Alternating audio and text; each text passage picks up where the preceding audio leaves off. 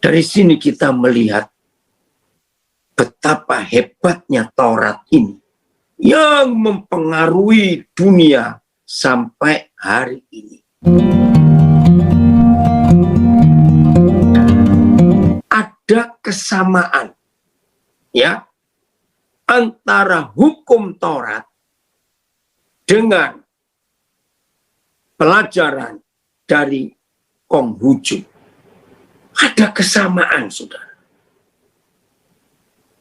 Sampai hari ini memang belum ada bukti siapa yang menemui siapa. Antara orang-orang Yahudi dengan Nabi Konghucu. Ini siapa yang nemui siapa. Tetapi di dalam hukum etika yang diajarkan oleh Konghucu, 90 sekian persen itu sumbernya dari Taurat. Karena kalau kita lihat waktu antara Musa dengan Nabi Konghucu, kan ada tenggang waktu yang cukup jauh. Banyak. Bahkan, saudara, yang bisa huruf Mandarin, tapi yang tradisional, bukan yang diperbarui. Nah, ini sebabnya. Mengapa sejak pemerintahan yang terakhir di Tiongkok, maka mereka merubah ya yang tradisional menjadi yang modern. Dan itu banyak yang dikurangi ya cara menulisnya. Ternyata tujuannya ketika pemerintah komunis tahu ada sekian banyak huruf Mandarin, itu yang sangat alkitabiah. Wih, luar biasa. Ada banyak di Google juga. Ya, salah satu hamba Tuhan dari Singapura ya yang menulis punya banyak episode ya di YouTube ada. Itu Kong Hee ya dari City Harvest Church. Cara cari. Kong Hee itu punya banyak video tentang hebatnya huruf Mandarin yang tradisional. Ternyata dicocokkan dengan Alkitab. Hebat sekali. Ya, cari. Saya nggak bahas ini karena juga saya tidak mengerti banyak. Nah, salah satu lagi yang mengagumkan saya ya, kalau saudara melihat tempat ibadah, ya, Konghucu. Nah, bedakan. Konghucu itu etika, ya bukan agama. Ya, tapi di Indonesia jadi agama nggak apa-apa. Lalu muncul Taoisme, ya, dan itu beda. Tapi yang unik, rumah ibadah yang didirikan oleh Konghucu dengan rumah ibadah yang didirikan oleh pengikut Taoisme, itu prinsipnya persis seperti tabernakel Musa. Ya, Tao Te Ching. Ya. Saudara lihat, prinsipnya itu seperti tabernakel Musa. Coba, sesekali yang baru pertama kali dengar apa yang saya sharingkan ini, besok cari kelenteng. Ya, cari vihara. Lihat yang ditulis oleh Musa. Itu dilakukan. Nah, ini ada anak saya dari Nabire nulis. Salah satu keberhasilan seorang anak adalah ketika seorang anak bisa membuat orang tua setiap saat tersenyum. Makasih nak, kamu menulis itu. Nah, ini, maaf ya saya cuma cerita. Yang nulis ini namanya Yusuf Joko Susilo. Kami punya pengalaman. Di antara anak-anak kami yang pernah tinggal serumah dengan kami. Nah, ini yang paling lama. Yusuf Joko Susilo. Sekarang ada di Nabire. Tuhan berkati dia. Jok, papi berterima kasih kamu nulis gitu. Saudara, sekian tahun saya lupa. Maaf ya anak-anak saya yang lain. Jangan salah ngerti ya. Kalau papa cerita soal saudaramu Joko. Karena sudah banyak, saya nggak ngitung berapa ratus anak-anak yang sudah pernah tinggal dengan kami dan harus keluar. Nah, dia ini keluarnya karena besok dia menikah. Jadi malam ini terakhir dia tinggal dengan kami di rumah kami di Nabire. besok menikah. Saudara, saya sampai kaget.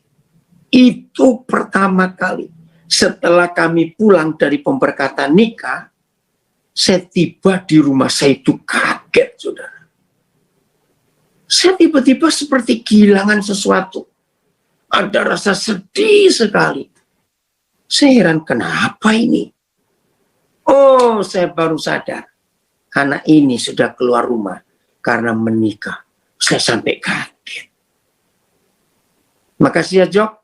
Untuk kamu tinggal dengan kami, kamu luar biasa. Perhatiannya kepada kami. Walaupun bukan orang tua kandung. Tapi hebat sekali. Ini pertama kali saya merasa kehilangan. Maka itu saya bisa membayangkan kalau ada orang tua kandung menikahkan anaknya, lalu anaknya keluar rumah. Wajar. Ada rasa kehilangan itu. Nah, saya kembali. Saudara, kalau kita lihat tabernakel Musa, ada halaman dibagi dengan 3 bagian. Halaman, ini tabernakel Musa dulu ya. Lalu ruang kudus, baru yang ketiga ruang maha kudus.